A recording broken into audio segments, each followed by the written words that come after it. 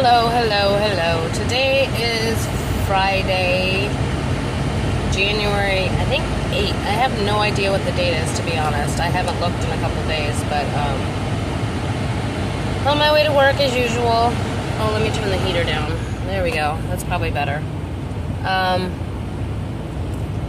Yeah, so work is just getting better and better. I'm telling you, like, I'm actually starting to dread going to work every day. I mean, I dread it anyway because I'm tired, but our supervisor a week and a half ago informed us that today was going to be his last day. He put in his 2 weeks notice, and they walked him out on Wednesday. And I would like to know if anybody knows why companies walk employees out who have put 2 weeks notice in. They're still coming in doing their job just like they always have. Why they walk them out early? What's the deal? I tried to Google it and got nothing. And if you ask anybody in upper management, you basically get that that's not something we talk about. So maybe somebody out there has an idea why they walk people out. I think it's really shitty that you're made to feel like you did something wrong when you did everything right and by the book, and then you end up getting treated like you're a criminal or that you did something wrong. Anyway, I don't understand that. But so now our supervisor's boss has been staying till 6:30 every day, and then next week he's going to be there for our whole shifts, and then the week after that his boss is going to be the one on the floor. So it's really nerve-wracking to have the boss's boss there and watching. Not that I don't think we're necessarily doing anything we're not supposed to. I mean, a few people are, but for the most part we're not. But the little things like, oh, well, day shift isn't allowed to have personal items on the floor, so second shift can't either. So now I have to keep my purse in my locker and, whatever personal items, which if I was keeping anything valuable, then I would have to keep a lock, which is a company lock, which means if I'm in a hurry and I happen to be late that day, I'd then have to fiddle-faddle with a freaking combination lock to get my stuff in my locker and be on the floor on time. And it's just little things like that. Or if I need something out of my purse, now I have to go all the way to the lockers to get stuff out of my purse, and then go all the way to the other end of the building to go out for break. And we only get a 10-minute break. Even if we had 11-hour shifts that one week, and we still had 2 10-minute breaks and a 30-minute lunch. Like, really, guys? As it's going along, I'm really, there's a certain part of the company that they're really flexible with hours. We have a lot of students, and they're really flexible with that. If you have things going on in your life, like, they're super flexible with that. But on the other hand, I feel like they treat us like we're working at, a much lower positioning job than we are. And I know that's part of the, one idiot fucks it up for everybody.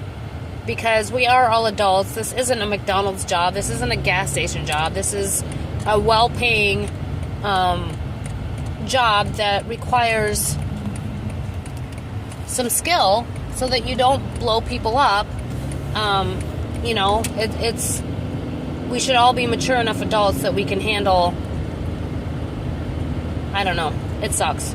I keep my personal items on the floor knowing full well, like, I never keep my money in my purse, but I leave my purse on the floor, and if something gets stolen out of my purse, it's going to be, well, my wallet's in there, but there's nothing of monetary value in there.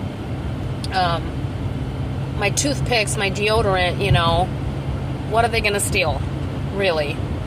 So I'm, mature enough to make that decision correctly, and then on top of that, there's a day shift lady, which is interesting that he says this, because there's a day shift lady that brings in 3 bags with her every day. She has a purse, what looks like maybe like a insulated bag, and then a makeup bag. And she brings those in every day and has them at her station. How does that work? So, things like that really grind my gears, and I don't know what to do about it.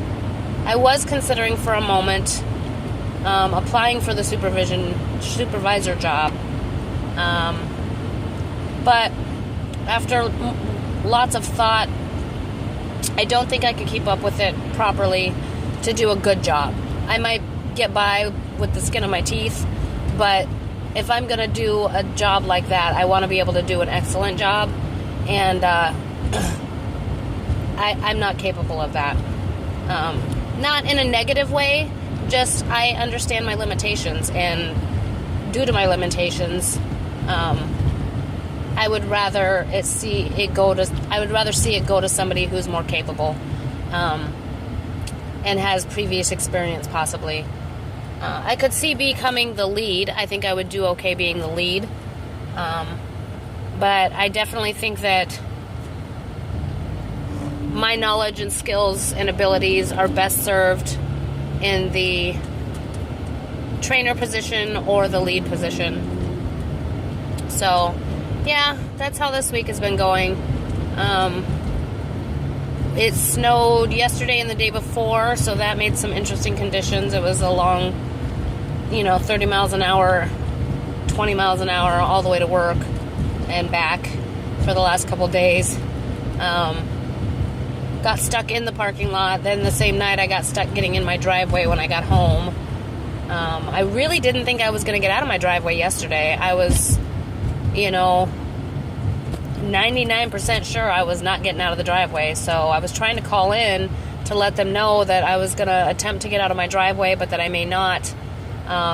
So if I don't show up, then I wasn't able to get out of my driveway, but I actually got out way easier than I thought I would, so, which is fine. My husband was like, just take a PTO day, like, don't even fret, but I have to be there Saturday regardless, and I'll be damned if I'm going to be there tomorrow and not be getting time and a half, because if I'd have taken yesterday off, tomorrow would be regular pay, and no, not happening. If I'm going to be there on Saturday, I better be getting time and a half. So, yeah, and then the line, we haven't had a lot of panels for high volt. It's been high volt. Yesterday it was high volt and low volt. So then I'm trying to get everybody going on something to keep them busy long enough to get more panels through. And people are like, well, why are we scheduled for Saturday if there's no work? I don't know. Basically I think it's they're covering their ass so that if things clear up and the bottlenecks clear out and there is a lot of stuff to get done, you're already scheduled, so you can't bitch about it. They already told you a while ago that you're scheduled. But should it not clear up and there's nothing to do, they can always at the last minute be like, hey, never mind, you don't have to be here Saturday, and everybody's going to be all happy and excited. So I get why they do that. So yeah, I don't know. That's my ramble for the day. I don't have any really wise words. To be honest, I'm completely burnt out. Mentally, physically, tired. Gonna be even more tired because one day off is not enough. And again, I'm just putting one foot in front of the other, and I'm starting to get sick. One foot in front of the other and just keep trucking on because there's not much else I can do right now. So, for those of you out there that are doing the same thing, kudos. Keep your chin up. Things do, we have those ups and downs, so we just got to get through them. So, I will talk to y'all later. Hit that like button. Hit that subscribe button. Leave me some comments, and I'll see y'all next time. Bye.